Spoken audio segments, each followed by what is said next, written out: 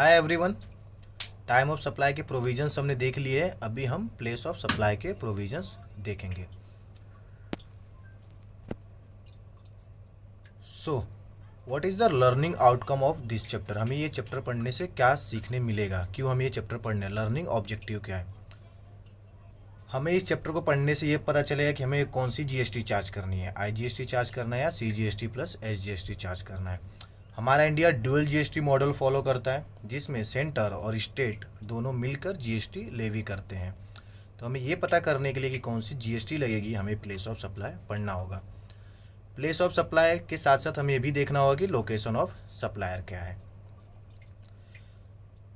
अगर intra state supply है तो हमें सीजीएसटी के साथ साथ एसजीएसटी या तो यूटीजीएसटी पे करना होता है, लेकिन अगर इंटर स्टेट सप्लाई है तो हमें आईजीएसटी पे करना होगा। Intra state supply means with in the state, Maharashtra से महाराष्ट्र या तो गुजरात से गुजरात में। जब विद इन द स्टेट या फिर with in the union territory होता है तब उसको हम इंट्रा स्टेट सप्लाई बोलते हैं।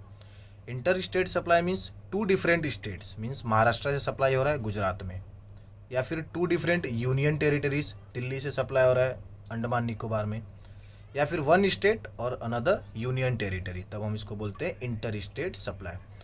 जब विद इन द स्टेट या सेम स्टेट में होता है तो इंट्रा स्टेट सप्लाई होता है, और जब स्टेट चेंज हो जाता है तब हम उसको बोलते हैं interstate supply. Inter state supply के केस में आईजीएसटी और इंट्रा स्टेट सप्लाई के केस में सीजीएसटी प्लस एसजीएसटी या तो यूटीजीएसटी। अगर स्टेट में हुआ है तो एसजीएसटी, लेकिन अगर किसी यूनियन टेरिटरी में हुआ है तो यूटीजीएसटी। तो हमें प्लेस ऑफ सप्लाई और लोकेशन ऑफ सप्लायर से पता चलता है कि कौन सी जीएसटी चार्ज करनी है। प्लेस ऑफ सप्लाई तो हम इस चैप्टर में पढ़ने वाले हैं। लोकेशन ऑफ सप्लायर क्या होता है? Location of supplier means place of business of supplier for which registration has been obtained. उसका प्लेस ऑफ बिजनेस, जहाँ से वो सप्लाई करता है गुड्स या सर्विसेज की, और जहाँ पर उसने रजिस्ट्रेशन लेके रखा है, या तो fix establishment for which registration has been obtained. Fix establishment means place other than place of business.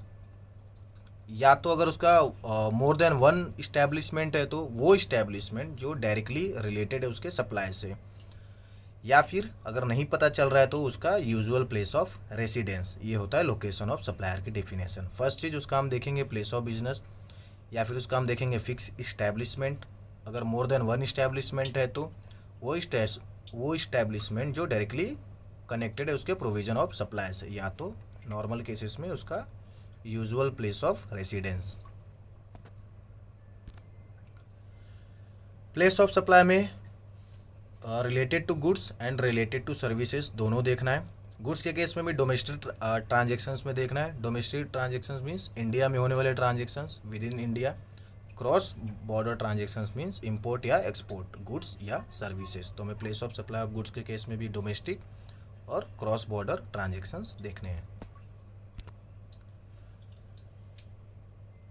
Place of supply of goods in domestic transactions, इसके प्रोविजंस सेक्शन 10 में दिए गए हैं। 5 केसेस हैं जिसमें हमें देखने हैं place of supply of goods क्या होगा। सबसे पहले हम गुड्स की बात करेंगे, फिर हम सर्विसेज पे जाएंगे। तो सबसे पहले हमारा केस क्या होगा? Supply involving movement of goods. Second case है goods delivered on bill to ship model.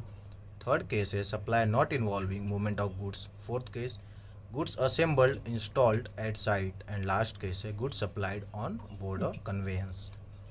सबसे पहले हम फर्स्ट केस देखते हैं, supply involving movement of goods. इस केस में प्लेस ऑफ सप्लाई क्या होगा? इस केस में प्लेस ऑफ सप्लाई होगा the location of goods at the time when the movement of goods terminates for delivery to recipient. Means जब goods का movement रुक जाएगा, जहाँ पे टर्मिनेट हो जाएगा रेसिपिएंट को डिलीवरी देते वक्त, वही हमारा क्या हो जाएगा? Place of supply. से एग्जांपल, मुंबई से कोई ट्रक भर के सामान निकला और वो यूपी कानपुर गया, तो कानपुर में अगर वहाँ पे उसकी डिलीवरी हुई तो कानपुर में वो ट्रक रुकेगा, तो वही हमारा प्लेस ऑफ सप्लाई हो जाएगा। 2 एग्जाम्पल्स दिए हैं मैंने। फर्स्ट एग्जाम्पल है mister X of Lucknow UP sells 10 TV to mister B of Agra. Lucknow से आगरा जा रहा है 10 TV for delivery at mister B's place of business in Agra. Agra में टीवी जा रही है तो प्लेस ऑफ सप्लाई क्या हो जाएगा? आगरा, क्योंकि आगरा में ही मूवमेंट ऑफ गुड्स का क्या होगा? टर्मिनेशन होगा। Second example, mister Mohan of Nashik Maharashtra sells 10 AC to mister B of Pune. अभी इस केस में नासिक से गुड्स निकल कर कहाँ जा रहा है, पुणे जा रहा है, तो प्लेस ऑफ सप्लाई क्या हो जाएगा, पुणे। सेकेंड केस है goods delivered on bill to ship to sell model. इसका मतलब होता है कि on direction of third person, means कोई थर्ड पर्सन ने गुड्स परचेज किया सप्लायर से और उसको किसी रेसिपिएंट को, किसी तीसरे इंसान को बेच दिया, तो इसको हम बोलते हैं on instruction of third person. Meaning होता है इसका sale of goods in transit, जब गुड्स ट्रांजिट में होता है, बिफोर और during movement of goods by the original buyer, या तो एजेंट भी हो सकता है, वेदर और not there is transfer of document of title to goods. Main condition है बिफोर और ड्यूरिंग मूवमेंट ऑफ गुड्स। अगर थर्ड पर्सन है वो गुड्स किसी तीसरे इंसान को बेच दिया तो इस केस में प्लेस ऑफ सप्लाई क्या हो जाएगा, principal place of business of such third person. जो भी थर्ड पर्सन का प्रिंसिपल प्लेस ऑफ बिजनेस होगा वो प्लेस ऑफ सप्लाई बन जाएगा। इस केस में mister A, mister B, mister C. Mister A ने मिस्टर बी को इंस्ट्रक्शन दिया कि कुछ गुड्स मिस्टर सी को डिलीवर कर दो, तो इस केस में place of supply mister A का हो जाएगा place of business. Third case है supply not involving movement of goods, means जो सप्लाई में गुड्स का मूवमेंट नहीं होता है, तो इस केस में प्लेस ऑफ सप्लाई क्या होगा, location of goods at the time of delivery to the recipient. इस केस में हमें देखना है गुड्स की लोकेशन क्या है, जहाँ पे गुड्स होगा वहीं उसकी प्लेस ऑफ सप्लाई हो जाएगी। Example, mister X Mumbai has leased his machine to mister Y Pune. Mister X ने मिस्टर वाई को मशीन लीज पे दिया था और उनसे रेंट लेता था every month. Mister X Mumbai में, मिस्टर वाई पुणे में। Now mister Y requested mister X to sell the machine to him which is agree by mister X. बाद में मिस्टर वाई ने मिस्टर एक्स को बोला कि वो मशीन हमको बेच दो। अब इस केस में मशीन का मूवमेंट तो नहीं हुआ, मशीन पुणे में थी, पुणे में ही है, तो इस केस में हमारा प्लेस ऑफ सप्लाई क्या हो जाएगा, पुणे हो जाएगा। सप्लाई इन्वॉल्विंग इंस्टॉलेशन और असेंबली ऑफ गुड्स, तो इस केस में हमारा प्लेस ऑफ सप्लाई क्या हो जाएगा, प्लेस ऑफ सच इंस्टॉलेशन और असेंबली। जहाँ पे उस गुड्स का इंस्टॉलेशन होगा वहीं हमारा प्लेस ऑफ सप्लाई हो जाएगा। Example, mister X Mumbai purchases a machine from mister Y Pune. Mister X ने मिस्टर वाई से मशीन परचेज किया for being installed in his factory at Surat, तो जहाँ पे गुड्स का इंस्टॉलेशन हो गया वो हमारा प्लेस ऑफ सप्लाई हो जाएगा सूरत। सप्लायर कौन है, मिस्टर एक्स मुंबई में, रिसीवर कौन है, मिस्टर वाई पुणे में, लेकिन गुड्स इंस्टॉल हो रहा है सूरत में, तो हमें इस केस में प्लेस ऑफ इंस्टॉलेशन देखना है, तो इसके लिए हमारा प्लेस ऑफ सप्लाई सूरत हो जाएगा, ना कि Pune.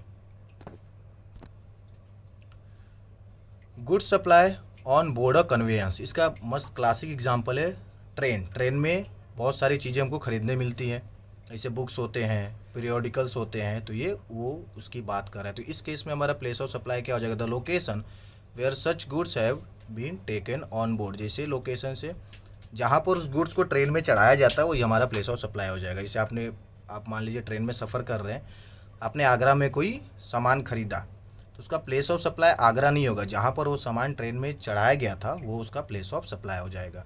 Example, mister K Mumbai boards the Mumbai Agra train at Mumbai. Mister K ने ट्रेन लिया, Mumbai Agra train. He sells the goods taken on board by him at Mumbai in the train at Ratlam during the journey. उन्होंने goods को मुंबई में train में लेके गए और उन्होंने गुड्स सेल किया रतलाम में, तो इस केस में प्लेस ऑफ सप्लाई क्या हो जाएगा हमारा, जहाँ पर वो गुड्स लेकर ट्रेन में चढ़े थे तो मुंबई हो जाएगा और रतलाम नहीं जहाँ पर सेल किया गया था।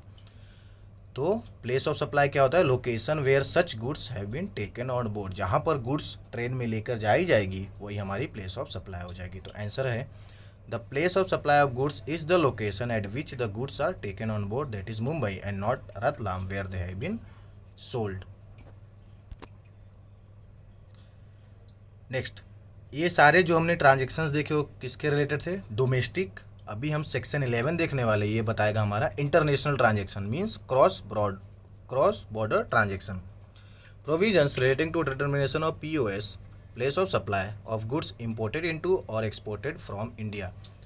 Import of goods means India के बाहर से गुड्स इंडिया में लाना और एक्सपोर्ट मींस इंडिया से गुड्स बाहर लेकर जाना। तो इस केसेस में प्लेस ऑफ सप्लाई क्या होती है वो उसके प्रोविजंस दिए गए हैं सेक्शन 11 में। नेचर ऑफ ट्रांजेक्शन्स, अगर आपने गुड्स इंपोर्ट किया इंडिया में तो प्लेस ऑफ सप्लाई क्या हो जाएगा, लोकेशन ऑफ द इम्पोर्टर, जो भी आपकी लोकेशन होगी वो प्लेस ऑफ सप्लाई बन जाएगा। अगर गुड्स एक्सपोर्टेड फ्रॉम इंडिया है तो लोकेशन आउटसाइड इंडिया हो जाएगी, तो हमारा प्लेस क्या हो जाएगा, location outside India. In case of import place of supply हो जाएगा location of importer, and in case of export place of supply हो जाएगा location outside India. Thank you.